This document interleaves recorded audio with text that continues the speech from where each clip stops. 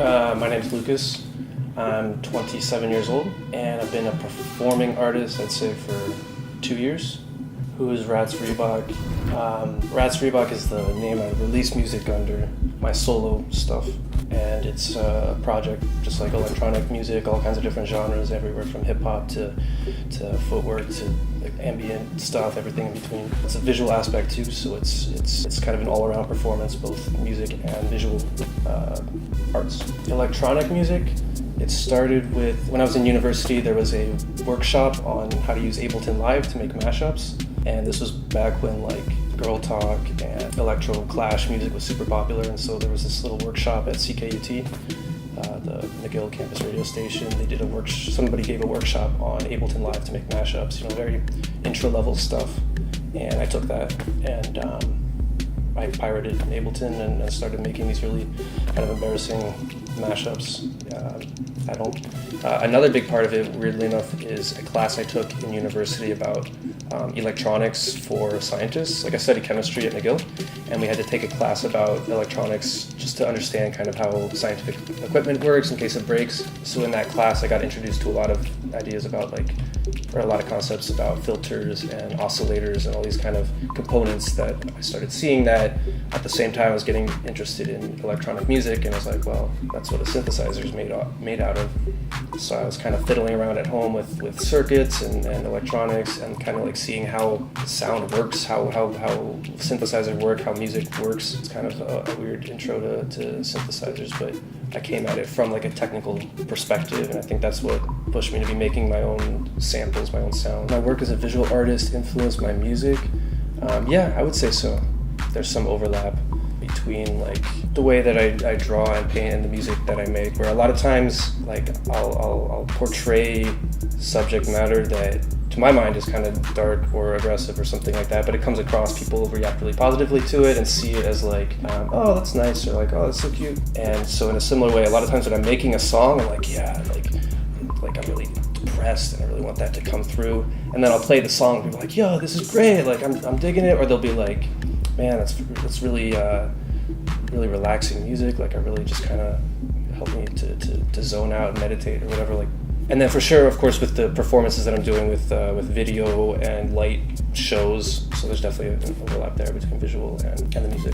Something that I always try to do with art and with music is I really want to reach like a broad audience. I really want people to just kind of wander in and say like, oh, this is cool, I like this, I know what's going on. Yeah, it's always been a mix of that very accessible, like just want to touch people, and also kind of pushing boundaries here and there too. Lately, I'm moving more towards more of like experimental stuff. Yeah, sure, use of polyrhythms. I think a lot of that comes from listening to a lot of Chicago footwork and juke music, which has a lot of different kind of triplet patterns and different like really unusual rhythms going on. And I think that tension, I got obsessed with it, frankly, like the rhythms that don't sound right when you first listen to it, and then they resolve themselves in a way that really stays with me. For like hip hop or related type of stuff, usually I start from hearing a sample or like a melody that touches me, and I'll start cutting it up and trying to get something rhythmic out of the sample itself. When I'm building a beat from a sample. I guess that's kind of backwards from the way a lot of people build beats, but I work on an MPC, so it's all sequence-based, so I'll build kind of a big sequence with all my different instruments going, full blast, everything is tweaking, and then I'll just cut elements out or change up elements, and then when I'm making the full beat, I'll just kind of bring things in and out and introduce a different pattern, and then just switch it up, track-based sequencing. Yeah, MPC 101, basically.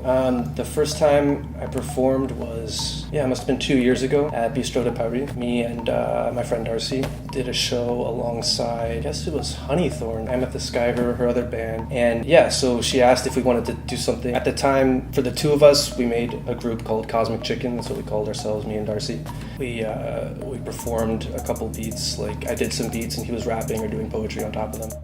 A big part of my start as a performing artist was thanks to my good friend Darcy Corbett, who passed away last month. We would always just kind of chill here with other friends, and I would bring my MPC and just kind of jam and make music, hanging out on a Friday night, just having a good time. He was always more of he was a poet. I mean, he would write poetry and he would rap and stuff like that. And so we would just kind of get into a rhythm.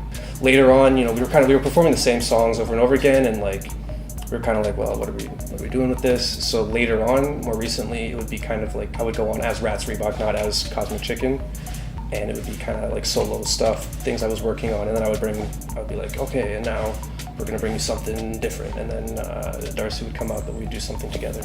But I don't know if I ever even did a show that was just me, you know, it was always the two of us, at least involved in some session. It really pushed me to work on other music too, like I would think of songs to make with him in mind, you know, like even these kind of long form experimental noise compositions were with a view to have him reading a poem on top of it, or like to be performing spoken word or something like that on top of it. He pushed me in a lot of ways to expand my musical repertoire, and not just kind of come up there and play some beats and do a rap song and then move on. You know, we're really trying to do something that people haven't seen before. You know, ideally, Darcy would be a great year next to me, because it's always been, as a performing artist, it's always been between the two of us. You know, like whenever I do a show, even if I'm doing mostly solo stuff, he'll come on later for some stuff, you know, like it was always working together. But yeah, in a lot of ways, yeah. Not even just with music, but in general, yeah. But yeah, no, the Good Natured Ghost project, that's actually the name of a show that we put on here, was Good Natured Ghost. It's the show that we did here in October. And some of the songs that I put on there, I made specifically for this performance with the video screens. The whole kind of audio-visual performance was something I wanted to put together as a unit. Yeah, so yeah, it's the Good Natured Ghost, a departure from my earlier stuff that I've been doing. Yeah, for sure. It's in a different vein, and it kind of reflects what I've been listening to more recently, like a lot more long-form ambient music and just experimental music in general. And that's definitely a direction that I want to go more into, but I'm definitely moving away from just straightforward hip-hop beats. You know, I love making beats like that, but I'm just interested in other stuff right now. What takes the tracks that I'm working on off of the cutting floor and into a formal release? I would say a lot of it is just self-imposed deadlines, like I want to put something out by the end of this year. That was this past event. Also, I'm working on a lot of different kind of styles or types of music, and so when I have a number of tracks that have a similar flavor to them, or like a similar theme, then I kind of consider that as a package that I can put out there, because I'm working on so much different stuff. It's not like I'm making like 20 hip-hop tracks and then I just pick and choose, you know.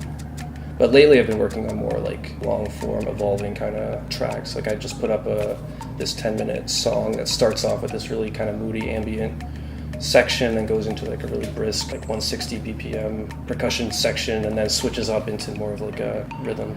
So that's definitely a direction I want to move towards. Yeah. If a record label contacted me tomorrow and wanted me to sign up, at this point I would say no thanks, because I just feel like there's a lot of pressure to put stuff out, and I've never been someone that reacts well to external pressure. Like if I want to make something, I'll stay up all night to do it, you know. But if it's like I got a contract and I need to put out music, and you know the record label wants to listen to it first, and I got to go meet this guy and do that, I just feel like it's too much outside involvement, you know. I think for me, the music just has to kind of come out at its own time and exactly how I want it to go. If it were a record label that contacted me and wanted to do something official, that would definitely detract from my mindset. If it was like some buddies that were going to start up a label, you know, and they just wanted to have my name on the thing, and it was just going to be low-key, that would be cool.